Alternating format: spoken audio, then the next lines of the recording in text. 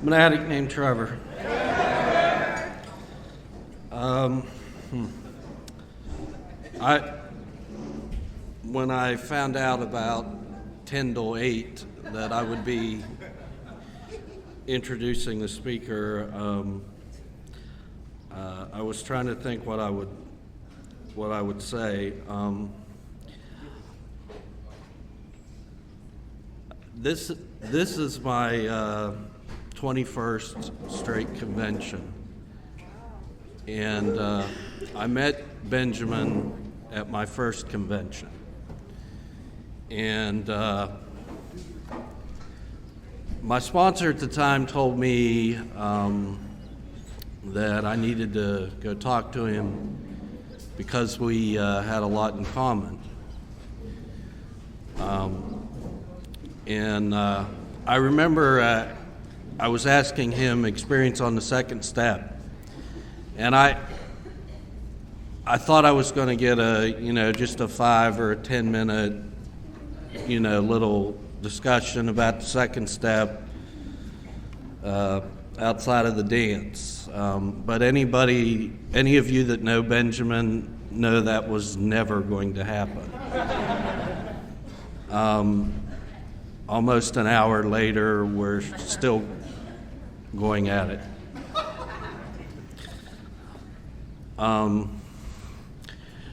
Benjamin has been a real integral part of my recovery, and I'm truly grateful that he is now moved to our area. I know that the circumstances that I'll let him tell you about aren't the best circumstances that got him here, but I'm grateful nonetheless. He constantly reminds me of our primary purpose, to carry the message to the addict who still suffers. Because I've seen, no other way to say it, I've seen him be shit upon by people in this fellowship. And yet still time and time again, he is there for those same people, no matter what. With that, I'll give you Benjamin.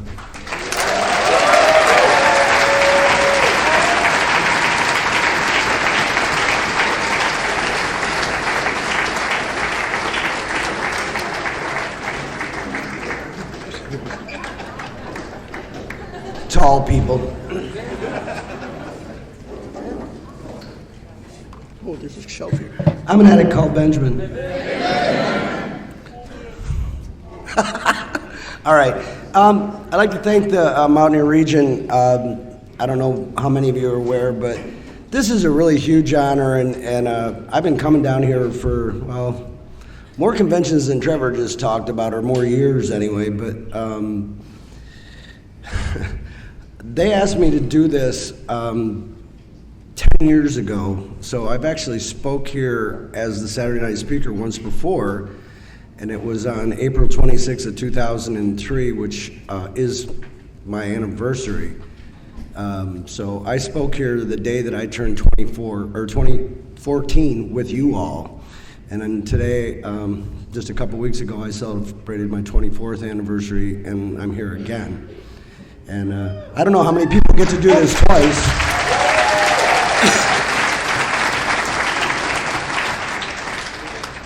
Yeah. He said don't mind him, so you didn't really see that. Okay. He had to move it down because it was too tall. Yeah. All right. But I'd like to thank the Mountaineer Region for giving me this opportunity, and it's a huge opportunity, and because you guys rock, and people have been asking me for 2 days now, are you nervous? And the answer is no, because another addict and I were talking about it, and it's as simple as this. The people that are here that love me just love me, and the people that are here who don't like me just don't like me. And today, that's okay. And if there's people out here who don't know me, then you can make up your minds for yourselves. But the bottom line is we're all here for the same reason. And, you know, it's not like I'm trying to sell you anything, and it's not like inherently as a large group you're a hostile audience. You're a little noisy sometimes, and these people back here in blue are very colorful, and I love that Basic Text blue shirts over there, because you're going to probably hear about the Basic Text because I believe in the Basic Text. And that's because I got clean in 1989. And people are like, well, how did you work steps without a step working guide? Like, really? That came out in 1998. So I didn't wait around for 10 years for the step working guide to get better, you know? So they actually knew how to do this before the step working guide, if you're curious about that. So there's more than one way to do this. You know, and sometimes I think that complicates the process. Look, somebody shorter than me. Oh, they ducked. But, you know, so we're going to talk about the Basic Text, and so I really like all those blue people back there. And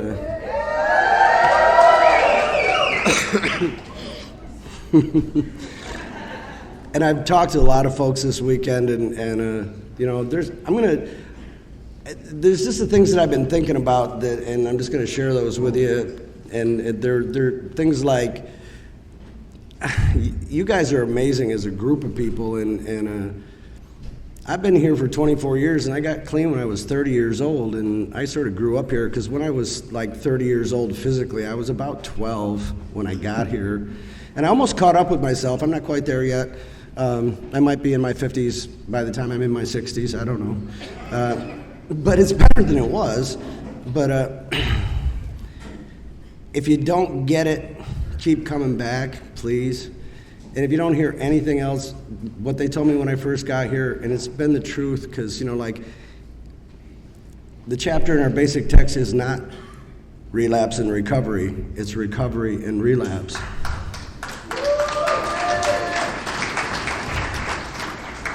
Because it doesn't have to be part of your story. If you came here once, stay.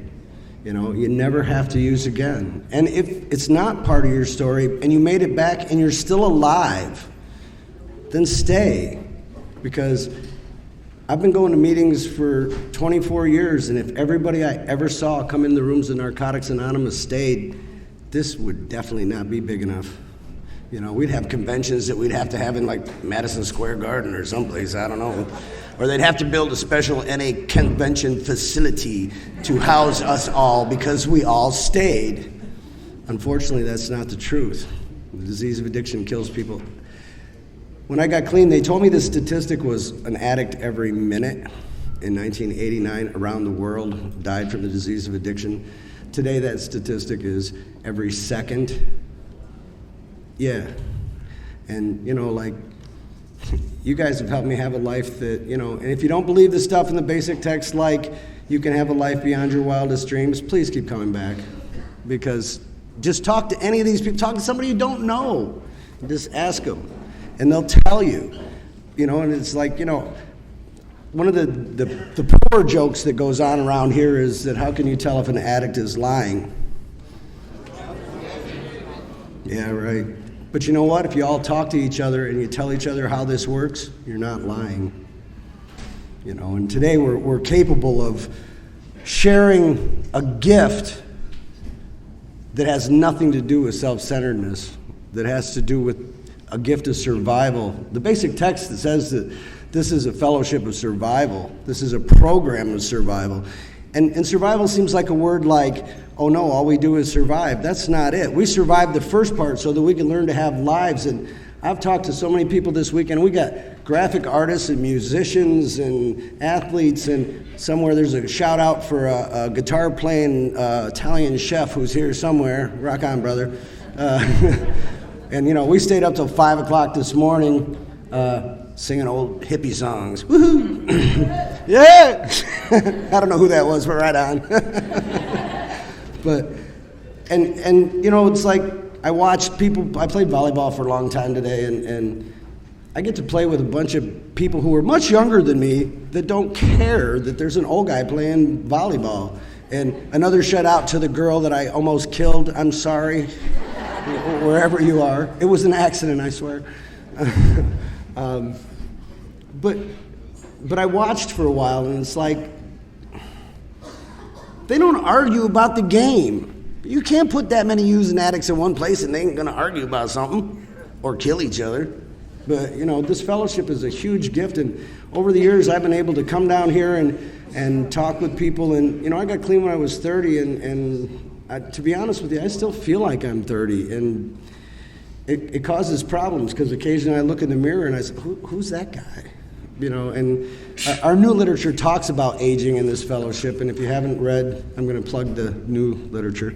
If you haven't read, the new stuff, please do, because it's an amazing book that talks about some real issues that we have as a group of people trying to live this program.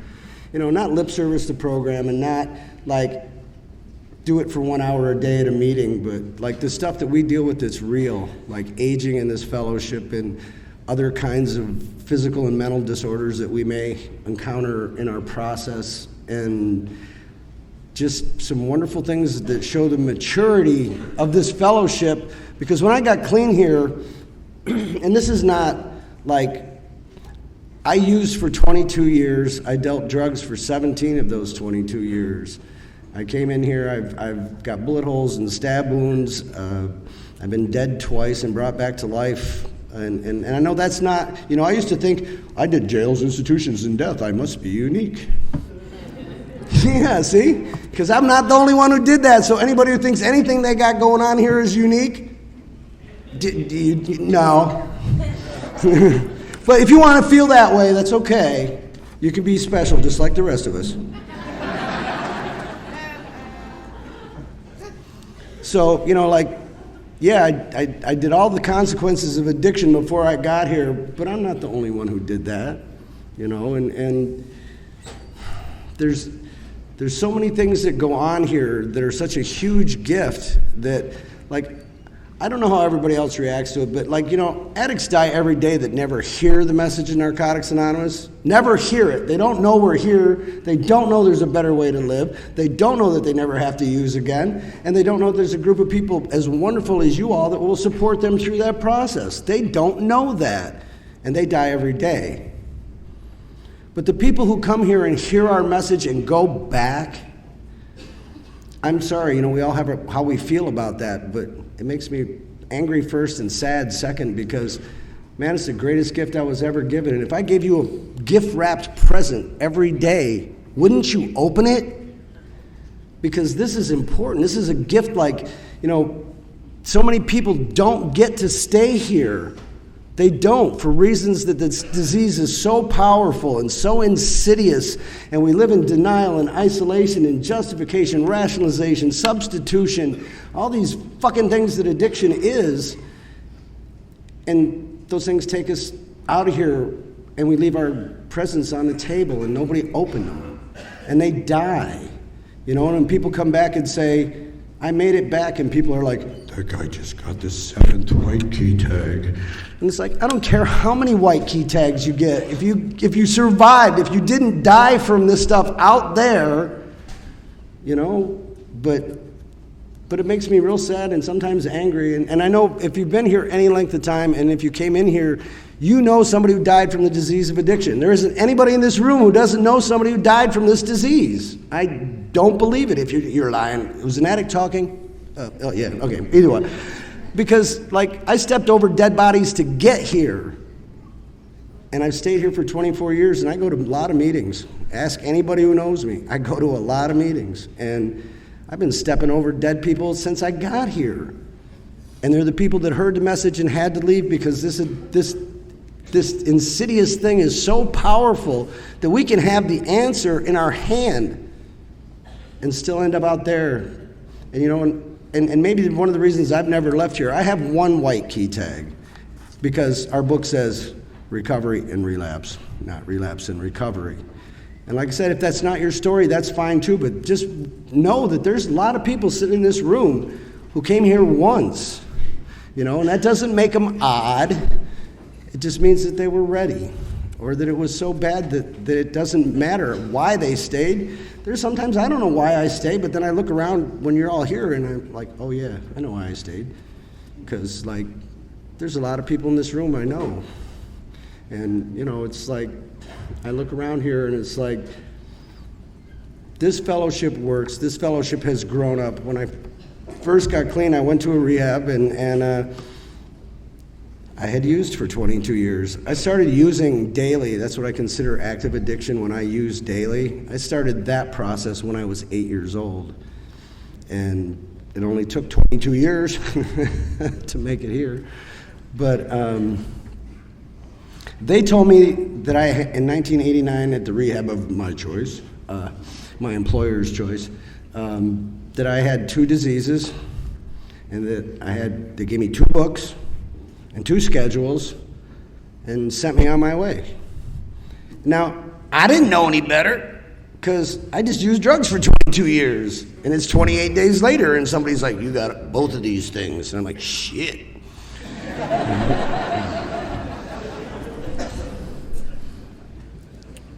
But you all, I had people tell me that there was no significant or lasting or worthwhile recovery in Narcotics Anonymous, and they lied. I don't know why they lied, because it's not true. And if you haven't thanked somebody in the course of your recovery that's your predecessor, shame on you. Because today, I get to stand in a room where I know there's people that are my predecessors here, because that doesn't always happen to me. I get to go to meetings where there are no predecessors. I was asked to speak a little while ago, and I always thank my predecessors. And for those people that have been here for more than 24 years and kept the door open for me, thank you very much. And you need to thank your predecessors, because for some reason we think that those old people that are in here are expendable somehow because we tell you what you don't want to hear. Sucks to be you. Because we're going to keep telling you anyway, because we love you, because somebody loved us enough to tell us the truth that we didn't want to hear either. But you can't just say they need to go away now because we got this. Good luck with that.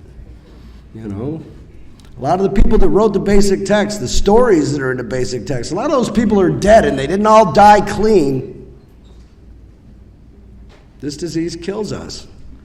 And we all need each other. I don't care if you've been here one day, because there's somebody here who's been here one day. I know that, because I've been here before for the Clean Time Countdown, and it's noisy. And you know what? Just my observation about Clean Time Countdowns, but when they say, 36, 39, there's some people here with a lot of clean time, and people go, they do. And then when we get down to 30 days to 1 day, place goes bananas. It's a lot easier to be here for the first 1 day than it is to be here for the first 30 fucking years.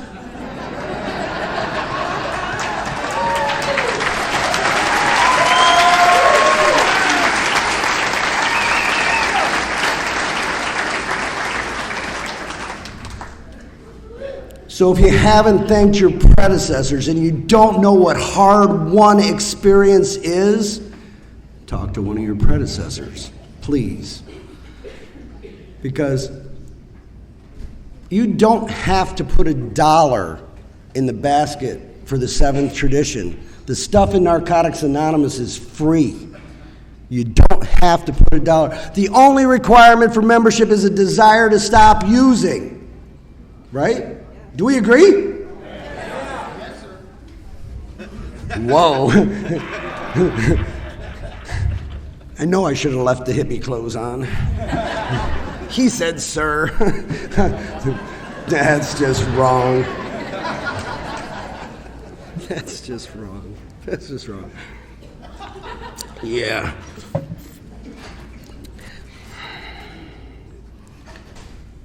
But our predecessors are real important. And, until you've been here 20 years and say, I can't believe that guy did that fucked up shit when he was 15 years clean. Yeah, what are you, 3? Wait till you get there before you judge that. Because we have an insidious disease that makes us act out in all kinds of ways that are hard to diagnose. Does anybody read the basic codex? I'm an addict. That means I'm rebellious by nature. So let me just get it out of the way right now. Fuck all y'all.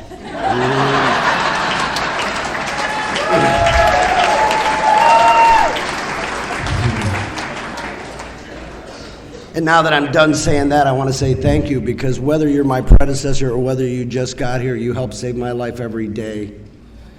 Yeah, right. And it's like, our basic text is correct. The person with 2 days clean can help the person with 1 day clean, because they got 1 more day experience at how to do something that none of us knew how to do when we got here. Yeah. And, it's like, there's a lot of things we can take for granted, and we need to stop. We bring some language that comes from other places, not Narcotics Anonymous, and we bring it in here and we damage each other with it. It does not say anywhere in the basic text that there's such thing as a chronic relapser. Really. Read the book. And if you haven't read the book, please read the book. I said please. Okay. And if you're waiting for the movie,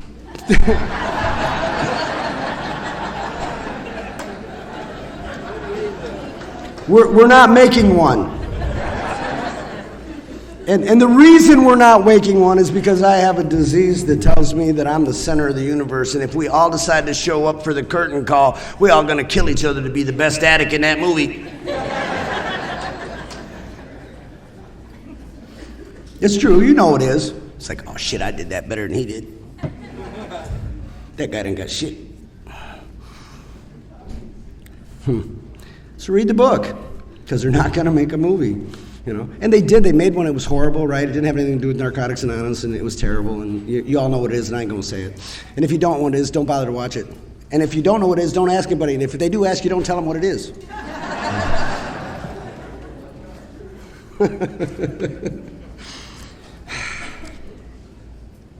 So yeah, this language, this chronic relapse, this really, I'd just like to point out that the last line in How It Works that was just read by the way, was read by a very dear friend of mine who used to be a sponsee of mine from Syracuse, New York, Bruce, who was up here, who read the steps and played along very nicely with you all. He's a hell of a guy, and they came down here and surprised me, and somebody tapped me on the shoulder last night, and 4 folks from Syracuse turned around and I went, Syracuse! And if you haven't talked to those crazy people, because Syracuse is in the house, talk to them, because they're all a lot of fun. Yeah. And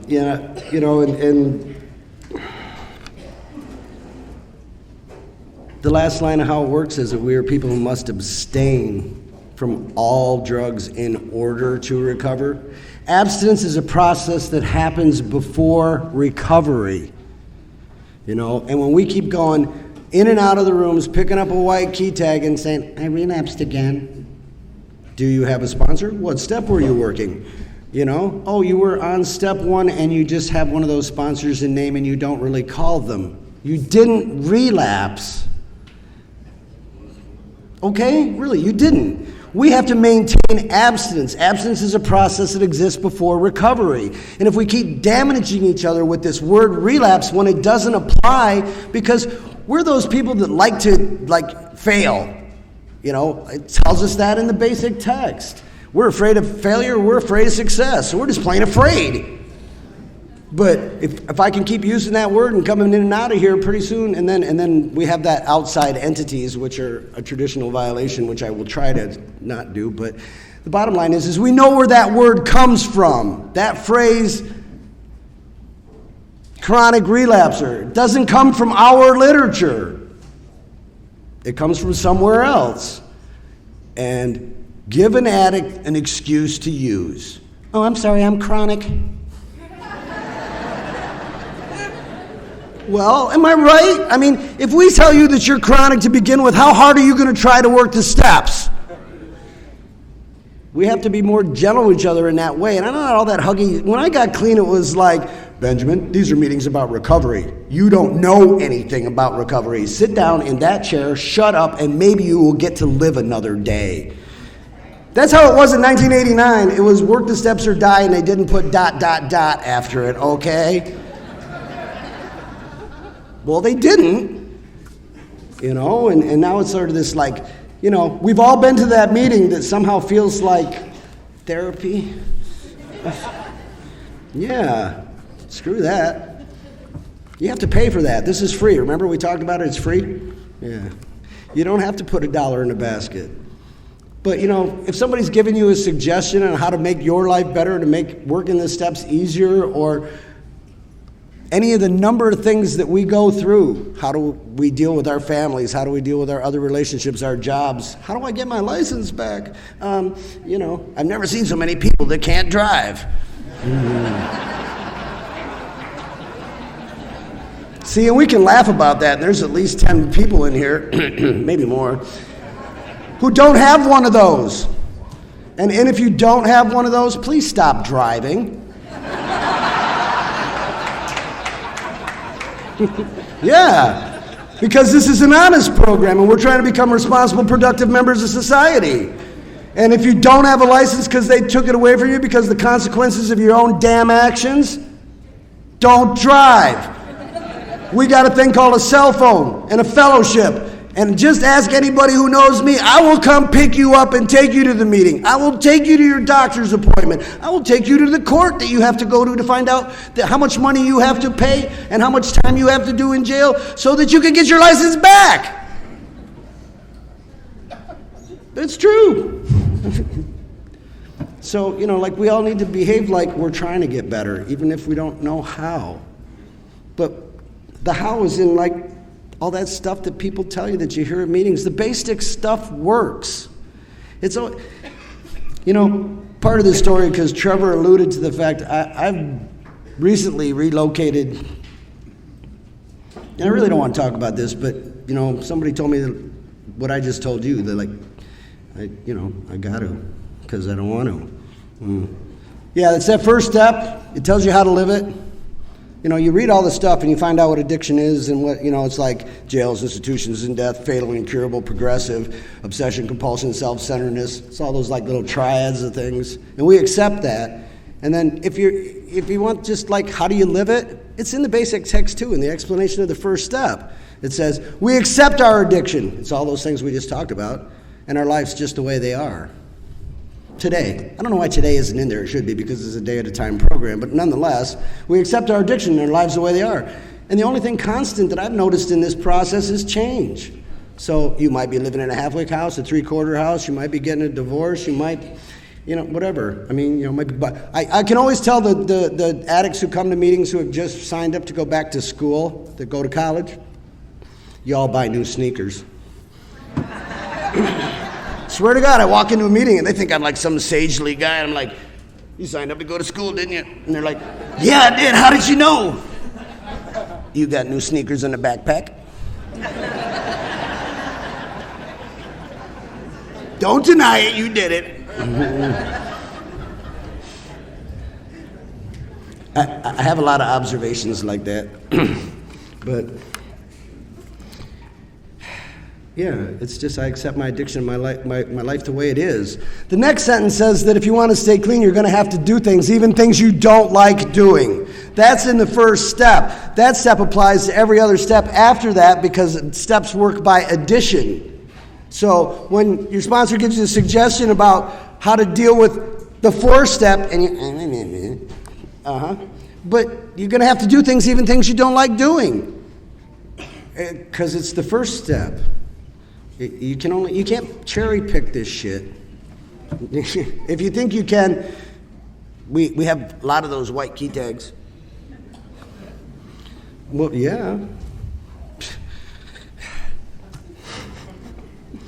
So, we come in here and this is all free. And somebody will tell you about the steps, and they'll help you work through that book that's that pretty color blue that all these people are wearing, and all the answers. And I know nobody likes this, but it's the truth. And because they don't pay me nothing, so I ain't coming up here to lie, And I got some people that hold me accountable that know me, so I can't tell you something that isn't true, because I got a guy sitting in the front row who said, if I hear anything that's not true, I'm going to yell bullshit.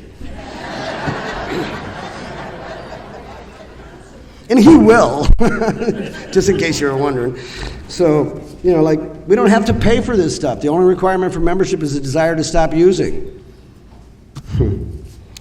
And the only thing I ever had to pay for since I've been here are the suggestions I was not willing to take. And I paid for every one of those. And like when the pain gets great enough, we do something. What a silly thought process. How about we do something without having to hurt? Oh wait, that's right, we have a self-destructive disease and we like to inflict pain on ourselves. But you stay here long enough and it's just like the basic text says, at some point we learn to do those things without having the pain to motivate us. It does say that. So but how long does that take? I don't know, it's an individual process. You have to work that one out for yourself. When you're tired of feeling pain, but you can change without the pain, then you will. But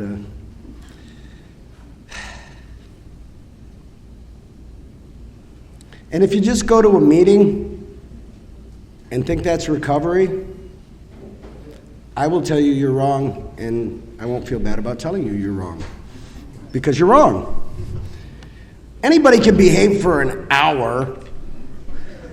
Well, it's like, wait. It's like, abstinence is a process before recovery. It's like our message, an addict, I'll be an addict, you could be any addict. An addict, any addict, can stop using drugs. That's a statement of fact. That's a statement of fact about our ability to abstain when necessary. I can get cleaned up long enough to pee in a cup for that new job so I can buy more dope. I can get cleaned up long enough because the old lady says I ain't letting your ass back in the door. We can do that. Our message, that's a statement of fact. An addict, any addict can stop using drugs. Lose the desire to use. It doesn't say lose the desire to use drugs. It says lose the desire to use. That means that I understand addiction through this process because I bothered to get a sponsor and took some suggestions and realized that I can use anything. Credit cards, chocolate pies, driving too fast, eating too much, sex, stamp collections,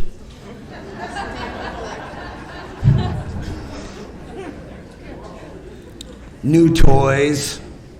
We can fix the outside. We're really good at fixing the outside. You know how I know that? Because you're all pretty.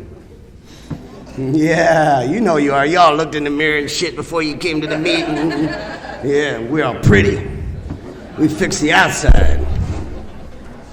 I wish just once we could be like that little cartoon where the little kid swings on a swing and he goes up over the top of the bar and he turns inside out, because then we'd have to see how ugly we all are on the inside and how broken and how hurt and how much really needs to be fixed, and the fact that this really is an inside job. And truthful, honest sharing from the heart will make you better, even though it scares the shit out of you, because a lot of people won't do it. It's like, that's a pool of water. Oh, let me put just my toe in. No, you got to look at the whole thing. And it ain't pleasant, but that's why we have a fellowship where we can hold on to each other, trust each other, and know that, we build these relationships that are extremely important in our lives if we stay here. I got clean I lived way out in the country in central New York. The nearest meeting was an hour. And people don't believe that, but then a friend of mine came up to help me move down here, and we went to a meeting. And it's an hour drive one way, and it's an hour drive home. And that's in nice weather because it is central New York, so in the winter it takes a whole lot longer.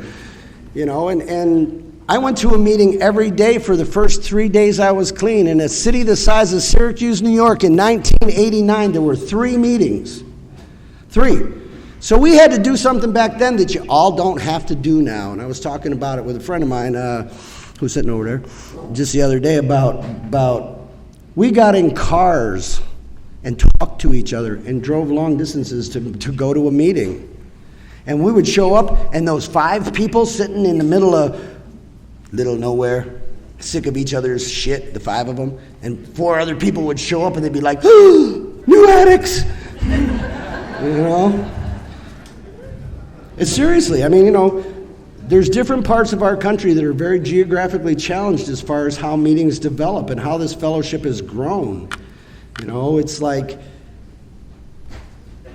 I'm in my 50s. I got clean when I was 30. I've been stinting around, and one thing I can tell you is this fellowship has grown exponentially in a way that makes it hard for some of us to accept the growth, because we're addicts and we don't really like change.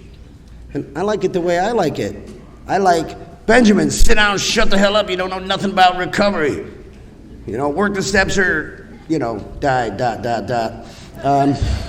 And we don't do that now because we're all so touchy-feely nice. It's like, I want to tell you where I'm at today.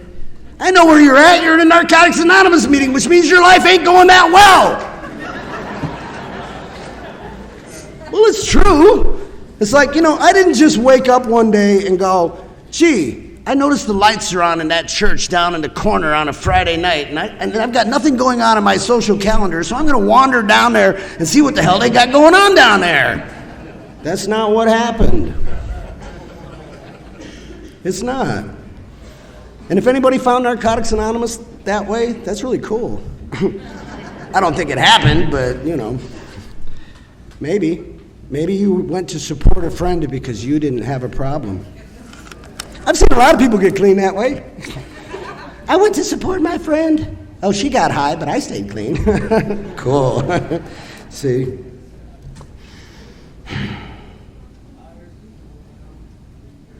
So I've been thinking while I was talking to these people today, and I talked to a lot of you, but while I was doing it, I thought I talked to a lot of you, and then they put you all in the same room.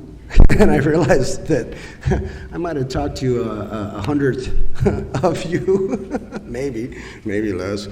There's a lot of people here, and we're all here for the same reason. And you guys helped me to have a life that I didn't know was possible through the relationships of the people, the steps, the things it says in the basic text, like you can have a life beyond your wildest dreams. Lost dreams awaken, all those things. And I sat in a meeting one day and listened to a girl say, I don't believe that life gets beyond your wildest dreams. And she went on this big tirade about how her life sucked. And I thought, gee, she should really heard some steps. But I couldn't let that just slide because I had this life beyond my wildest dreams. And my wildest dreams when I was using, because a lot of you know about this, I'm going to go to bed now, and I'm going to put this right over here on a nightstand so that I'll be okay in the morning.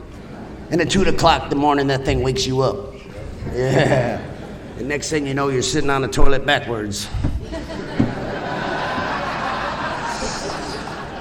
And I'll save some for 7 o'clock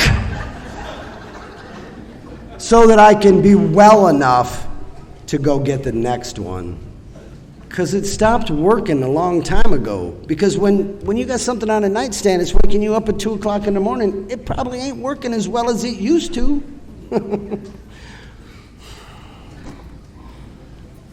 So we get here, and you guys helped me to be young.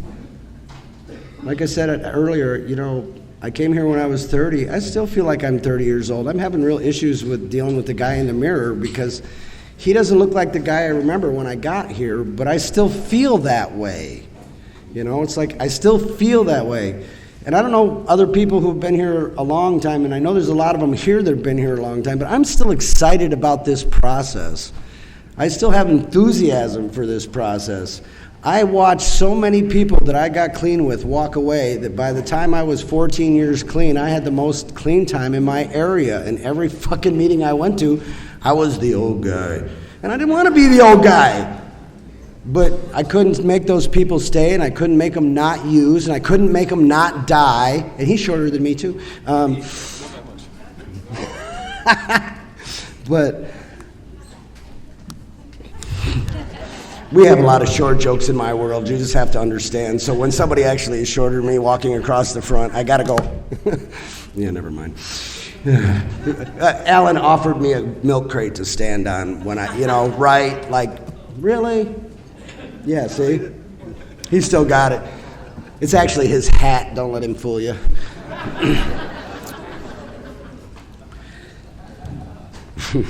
But yeah, you guys, I met a graphic artist. I met all kinds of people. We do cool shit. We are really fascinating people. And you guys helped me to have the life that I never thought was possible, that I didn't know existed. It's Today I know addicts who really have bucket lists, like really like write some stuff down and go, I'm going to do this before I die. But like, no, I wanted to do that stuff when I was 18, but I was too busy destroying my life.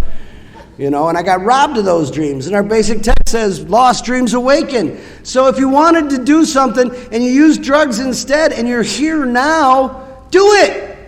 Just do it. Nike eyes that shit. Just do it, you know? I mean... That's how they shoot. Here's the vision. They don't fit anyway. I have fat feet. But, okay, so see, I've been avoiding this thing that everybody's like, he said he was going to, but he didn't, because you're all smarter than that, and I know.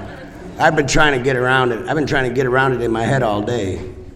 And I'll tell you why, because it took me a year and a half to understand that no matter what I think is a really, really horrible thing that's happened in my life, because we're all here, there's somebody whose horrible is worse. And no matter what your horrible is, believe me, somebody's horrible is worse. And so it makes me feel really like uneasy to talk about this because other people have it worse. But you know, what happens affects us in a way that like this shit tore me all up. I almost got high. And you know, and I need to tell you that because it's like, I was 22 years clean. I'd lived in the same place for my whole recovery. By the time I was 14 years clean, I had the most clean time in my area because all my friends that I got clean with either died from using or died of natural causes or just went away, and I don't know where they went, but I bet it's like jails, institutions, or death.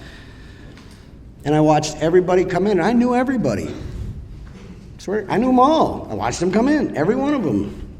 And I helped people move into apartments and all that stuff we were talking about, rides and doctors, whatever, all that stuff. And I went to work one day, September 1st, 2011, and I got a phone call while I was driving. I used to drive all over New York State, which is a big state, for a living. And a phone call from a friend of mine who said, dude, where are you?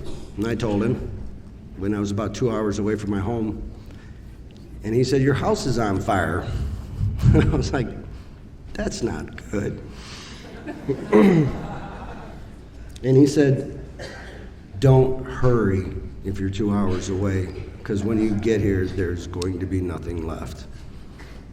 And he was right. But you all heard someone else share, and that ain't much of a fire, right?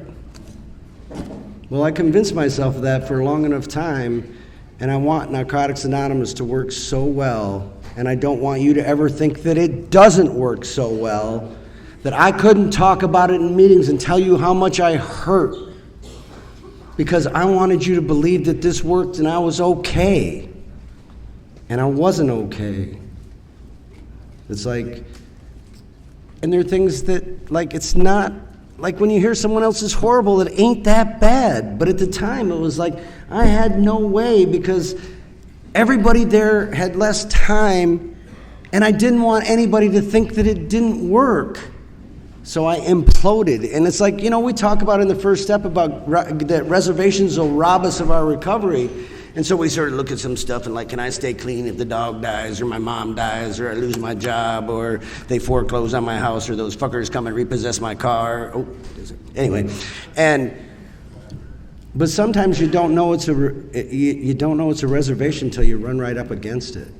And that's my experience. So like you could learn from that instead of like not learning from that.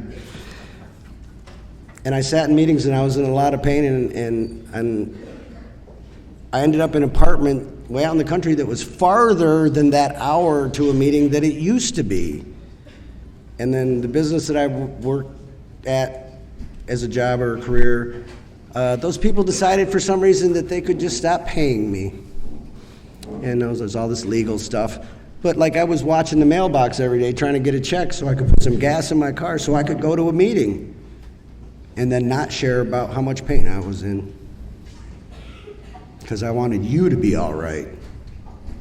Isn't that nice? I almost died. and if it hadn't been for the relationships for the people that we formed through Narcotics Anonymous, who, and this is the truth, they wouldn't let me die. I would let me die. They wouldn't let me die. You know, and so like, if you like what you hear tonight or you don't like what you hear tonight, you can still blame somebody else because they're the ones that kept me alive.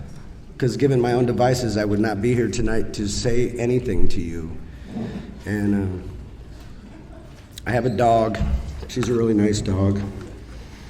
And I had put on a hoodie, and I was in this new place with this new bed that somebody gave me with none of my shit, and in a new place without a yard. And I had like 2 gardens and 20 years worth of perennials and a chicken house and my chickens and my horses, and all this shit just was gone in one day. And the dog, and I had thrown myself in bed with my hoodie on, and I just stayed there, and I just wanted to die. And my dog would go with the nose and go like, I need to go outside. So I would get up and I would take the dog outside. Now, I used to be able to just let the dog out in the yard because it was her house too, but I lived in an apartment that didn't have a yard. But there was a park across the street. So I had to take my little blue bags and go across the street and take care of my dog. And then I would come back in the house and feed and water her, and then I would put my hoodie back in, and I would go back into my room and hide in this bed that was not my bed. And I almost died. And the basic text tells us that sometimes, with many years in recovery, we can find ourselves jobless, homeless, and penniless. Damn, I hate when that book's right. Because that's what happened. But then, see, you guys all kick in and tell me things like, Benjamin, you're not homeless because I have a home.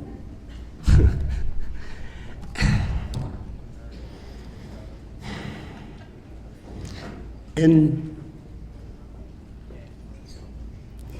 if you don't form relationships where people can help you when it really, really hurts, our disease will kill you. And because there's some people that love me, I'm still alive today. And I know who those people are. And if you don't have relationships like that because you're a member of Narcotics Anonymous, you need to look at how you're working your program, how you're living your life, because there will come a point in time where you're going to need someone else, because I'm pretty sure that every step in this program starts with we. Yeah. And if you look up we in the dictionary, it says I is inclusive in we. Yeah, that's right. Thank you. So, if you're not connected, the disease of addiction is all about isolation and killing us. So, please work on this hard enough that you have some people that love you well enough that they won't let isolation kill you. Because given my own devices at 22 years clean, I was willing to lay down and die. So what did they do? They dragged me to West Virginia. It's true. No duct tape involved. I came willingly.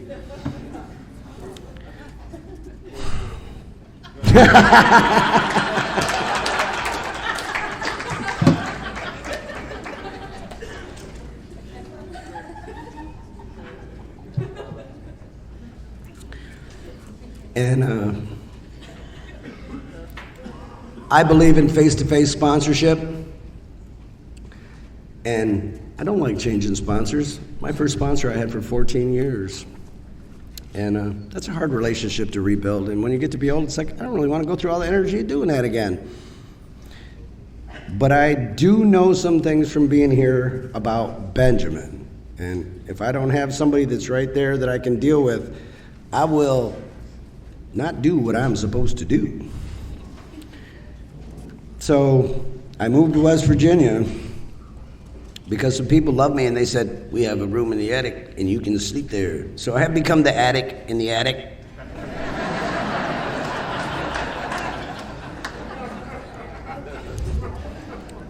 And I brought my dog because it was the only thing I had left in the world, and she loves me. And she's really disappointed that she couldn't come today. But we have rules. And I'm supposed to be a productive member of society and follow the rules. So I didn't bring my dog. However, she lives in the attic with me, and she goes to meetings regularly.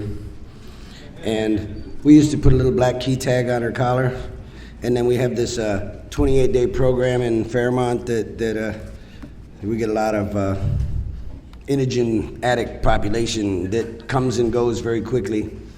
And they would ask me, why does the dog have a black key tag? And I said, because the dog can follow direction.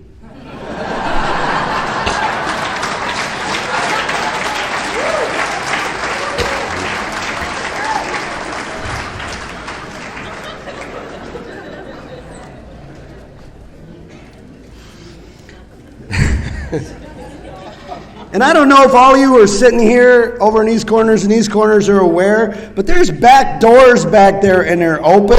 And there's like 100 friggin' addicts sitting outside in chairs listening. Can you guys out there make some noise and say like you're there?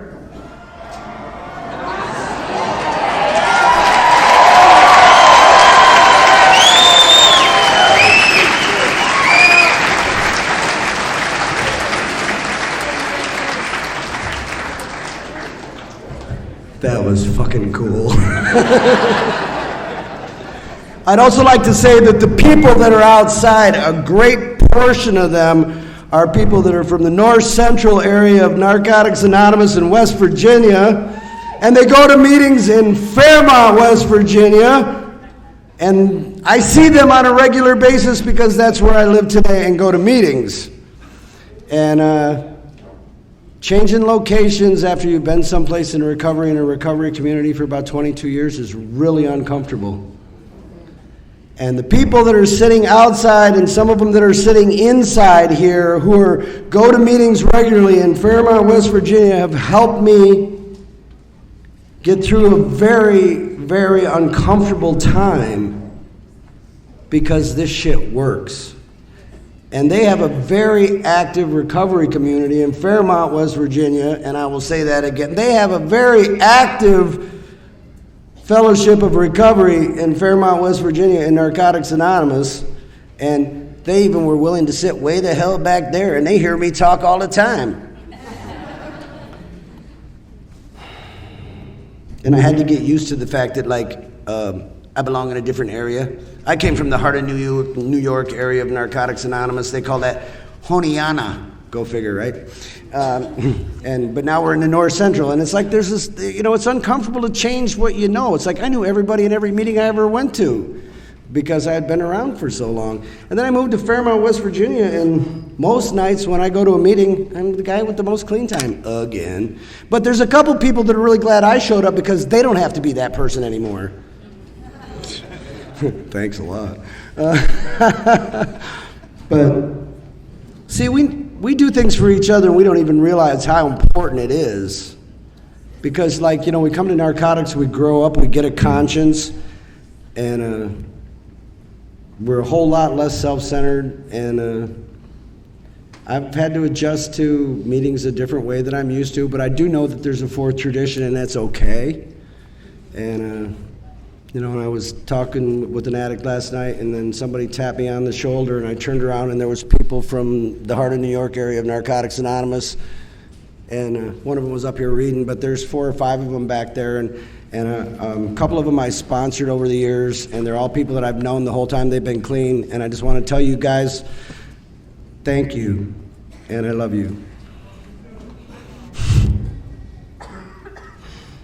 And for the people that helped save my life who live here in Fairmont, West Virginia, thank you for saving my life.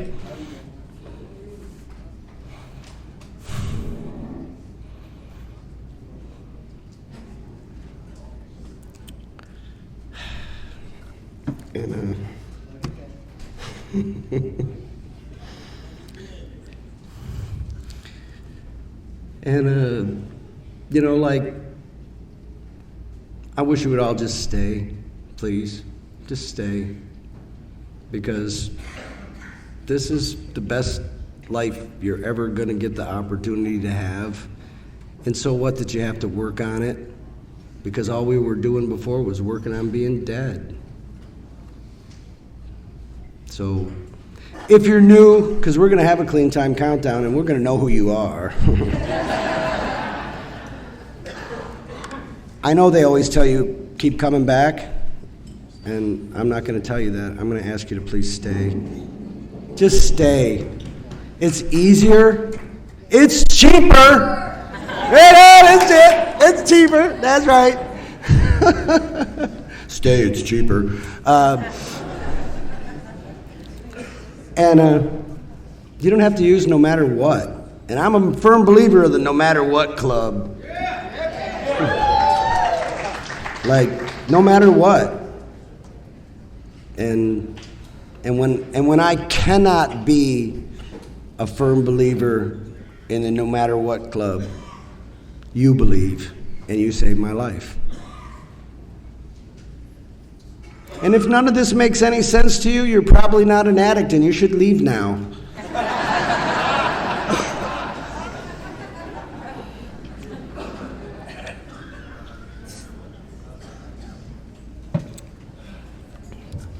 And Trevor was right. Step two, the gentleman who introduced me was a good friend of mine and helped save my life. I believe that step two is the key to our recovery process. And because, our book is really, really honest, and it's really straightforward, and it tells us the truth. And it tells you in the second step that if you gloss over this with a minimum of concern, none of the steps will work after this. So when you're sitting in a meeting and you're listening to somebody share and they're going, I'm having a terrible time with my 4-step, your first thought should be, they need to go back to the second step. And if that's where you are right now and you're having trouble working on any of your steps, just go back to the second step, own it, start over. This is not like a fucking race. Because if you do it wrong, it'll kill you. Yeah. And I'd love to sit and have a conversation with you about my understandings about how the 11th step is a completion of the 3rd step, but we don't have time for that tonight because, as my friend Trevor did point out to you, I will continue to go like an ever-ready bunny until you all just get up and leave. But if you're interested in that thought process, talk to me later. And, the only other thing I'd like to say is that I talked about it a little earlier about this going to meetings for 1 hour and thinking we're in recovery. I got a theory. You can try it out. I would like you to go sit inside of a garage. That's right, a garage. For 1 hour a day and see how long it takes to make you a car. However,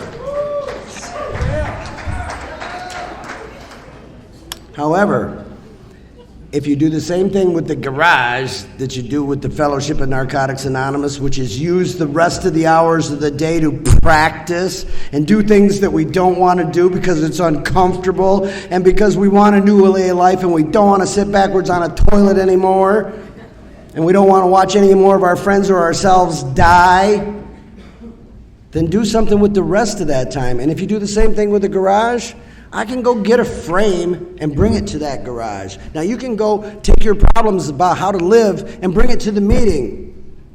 You getting the correlation here? So eventually I can bring enough stuff to the garage to build a car 1 hour at a time if I do something with the other hours of the day. And we can build a recovering addict. And it isn't even bionic or anything. We can just build one. But you have to do something more than just sit there for an hour. But you got to keep bringing it back, because how dare you get a living problem and a solution and keep telling, and I got to go to the meeting and listen to you, keep telling me about that problem and keep telling me about that problem and keep telling me about that problem until people are like, I'm really sick of that guy's problem. And you know what? He can share it as many times as he fucking needs to, as long as when he gets the solution, he brings it back and tells it to us so we can learn something.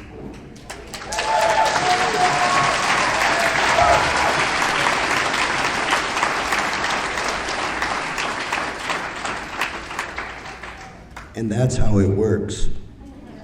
And if you want to build a car, it works the same way. So you could be a clean addict with a new car. Or at least a really nice rebuilt, like jacked up Ford.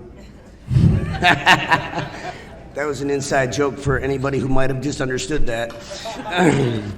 And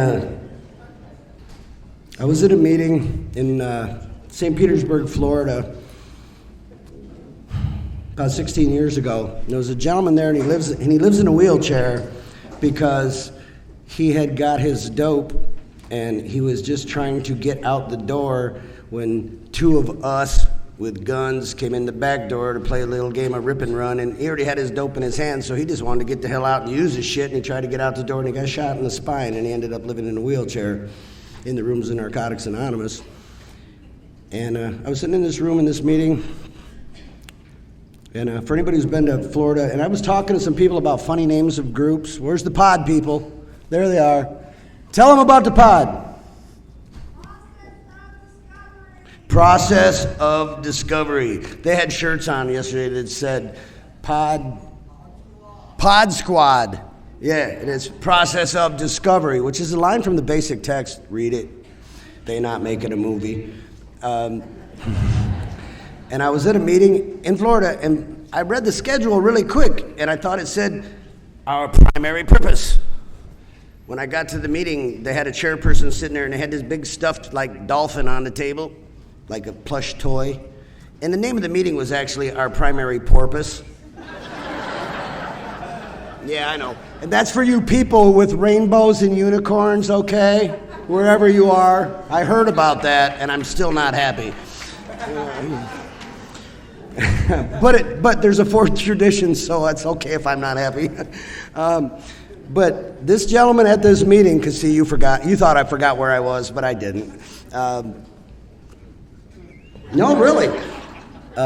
He said something that, and when I hear things that work for me, I write them in the front of my basic text, because I'm one of those guys that actually has his book with him at the meeting. I know it's an odd concept, but ask anybody who knows me. Every time I go to a meeting, I got my books with me. So he said, willingness without action is fantasy. Yeah. And I thought for sure he was talking directly to me, because at the time I was living in this interesting fantasy world, because addicts have very active fantasy lives. You do, you know you do, don't lie. And I have been able to use that particular line to help my recovery, because willingness without action is fantasy. You can be willing to work the steps, but if you don't do it, then it's just a fantasy about being a recovering addict. You can talk a good game and lip service a good game, but willingness without action is fantasy. And I can prove this because I would drive down the highway with my friend Brian. We were only two addicts that lived out in the middle of fucking nowhere in New York, and drove for an hour to go to a meeting and an hour home.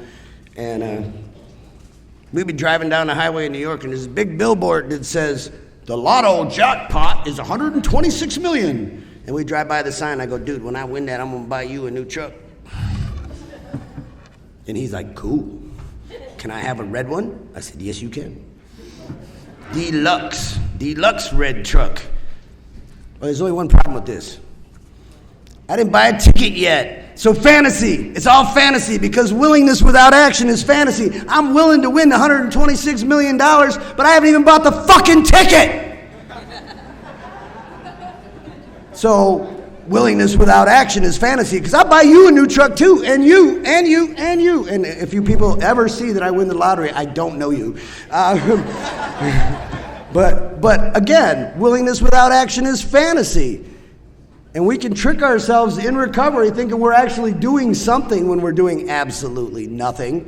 And no, let me rephrase that. I can trick myself into thinking I'm doing something when I'm doing absolutely nothing. And thank God the basic text says that other addicts are eyes and ears, because there were some people with some eyes and some ears who recently saved my life so that I could be here to talk to you all tonight. So, again, if you're new, please stay. And if you're not so new, please stay, because it really sucks when the people with time go away because you all decide to try to make them feel like you don't need them. Because that's one of the reasons they go away, in case like you are curious about this.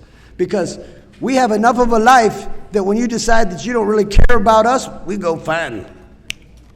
Or however they do that, I can't, whatever. So, thank you. He's good at that. So, again, thank you for listening. And I'm not one of those guys that's going to tell you I love y'all. I'm just not. Yeah, he will. But I love this process, and I know that we can all, in our most dire times of need, save each other's lives. And we don't have to like somebody to save their life, because I may not like you, but if you call me at 3 o'clock in the morning and say, Benjamin, I want to get high, I'm on it.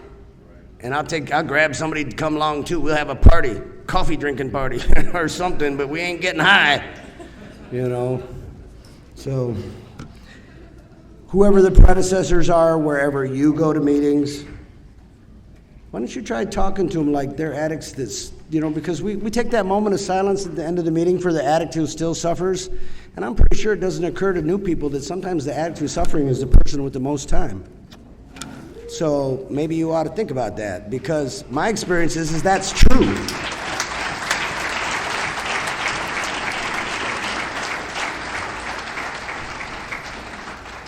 And they do have some hard-won experience to share for you that will save your life as well. So why don't we all try to understand that we all need each other and that unity is a must. Because when we don't have unity, it threatens my personal recovery. Our traditions tell me that. And I like my personal recovery a lot today. And so please don't threaten it. Thanks for letting me share.